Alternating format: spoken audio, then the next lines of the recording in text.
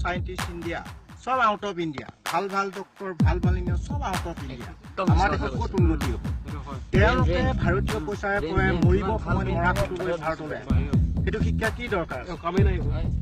সেইকাৰণে বহুত ৰাজনীতিয়ে মৰি অকণমান খেলটো লগাইছে। তাৰপৰা চুটিয়াই সেইকাৰণে হেৰিজনক তেওঁলোকক ভাৰতত কম পইচাতে দেশৰ উন্নতি সাধন কৰিবৰ কাৰণে এই বিশ্ববিদ্যালয়ত ভাৰতীয় ল'ৰা ছোৱালী 12জন পাইছে। উচ্চ শিক্ষা দিবলৈ অহা কাৰণে কেইবাত উচ্চ শিক্ষা শেষ কৰি ভাৰতলৈ বিয়ে কাৰণ 2020 চনৰ পৰা 30 চনৰ ভিতৰত বিশ্বৰ ভিতৰত জনসংখ্যা বেছি হ'ব পাৰে। এতিয়া জলবায়ু পৰিৱৰ্তন কিমান হ'ব পাৰে? সেইকাৰণে ভাৰতত কৰিব লগা বহুত কাম আছে। এতিয়া বহুত জলবায়ু পৰিৱৰ্তন হৈছে।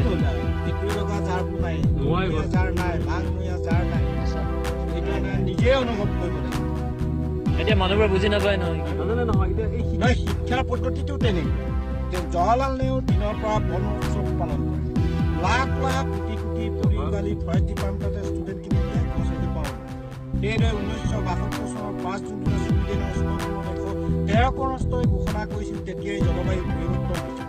ভাৰতত 1973 চনৰ পাঠ্যক্ৰমত সোমাই ল'লে। ভাৰতৰ বিভিন্ন স্কুল কলেজ ইউনিভাৰ্চিটিত গৈ মই দেখিছোঁ একেটা গাঁততে বিশ্ব পৰিৱেশ না ভাৰতীয় শিক্ষাটো এনেকুৱা নেকি ডাঙৰবোৰে গছ কাটে আৰু সৰু সৰু ল'ৰা ছোৱালী উঠি অহা গছবোৰ জান তাতকৈ একোৱেই হোৱা নাই। সেইকাৰণে গোটেই বিষয়বোৰ শিক্ষা অগ্ৰাধিকাৰী এনভাইৰমেণ্টেল চায়েন্স পৰিৱেশ বিজ্ঞান LP স্কুলৰ পৰা দিব লাগে। যেতিয়া এটা ল'ৰাই এডমিশ্যন এজোপা গছ প্ৰেক্টিকেলি 5 বছৰ ডাঙৰ কৰিবই লাগিব। তাৰ অক্সিজেনটো সি নিজে ল'ব। 5 বছৰত আৰু এজোপা লৈ বিশ্ব এতিয়া ভাৰতবৰ্ষত বছৰি কিমান ল'ৰাই এডমিশ্যন লয়? 2 বছৰত কিমান হ'ব, 3 বছৰত কিমান, 4 বছৰ, 5, 10 বছৰত ইণ্ডিয়া গ্ৰীণ হৈ যাব। সেইখিনি ল'ৰা ছোৱালীয়ে আদিম যুগৰ পৰা সংৰক্ষণ নকৰাৰ তাহাঁতে কি সিহঁতে ৰোৱা গছ কোনোদিন কাটিব নিদিব।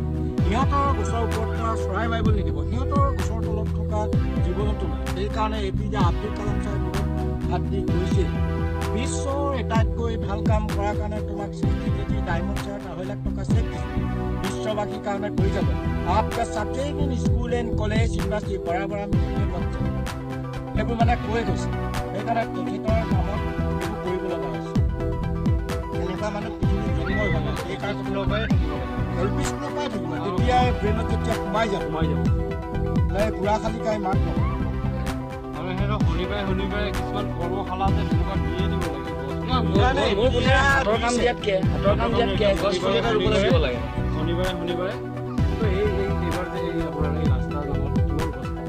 ৰাস্তা মানে এইটো 2016 চনত মানে তাহাঁত কি হয় অৰ্থ কৰি দিলে কম্পিউটাৰ ফৰেষ্টত প্লেনিং অফিচাৰ ইহঁতে ফিল্ডত নাযায়। সেইটো কাটিলে কি অসুবিধা হ'ব এইটো চিন্তাই নকৰে।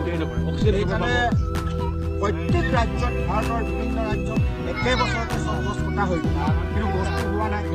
10 বছৰৰ আগত কিয় চিন্তা নকৰিলে? এই গছটো আমি ফ'ৰলেন কৰি বাছি দিম। বাকীবোৰ দেশত দুই ৰাস্তা বনায়। টাইৱানৰ ৰাস্তা ওপৰলৈহে বনাইছে। ওপৰেদি মেট্ৰ' গাড়ী গৈছে, ৰেল গাড়ী গৈছে, তাৰ ওপৰত ষ্টেপ বাই ষ্টেপ বনাই গৈছে। তাত গছ গছনি কাটিব গছৰ কটা আগতে 20 বছৰ আগত ৰুই ল'ব লাগে। সিমান মই পেৰিছত দুবাৰ গৈছোঁ। আপোনাৰ পেৰিছলৈ গ'লে আৰবৰ দহাত নগ'লা আৰবৰ দহাৰ পৰা ছুইজাৰলেণ্ডত ওলাই গ'ল যেনিবা সেইদৰে গৈ আছোঁ।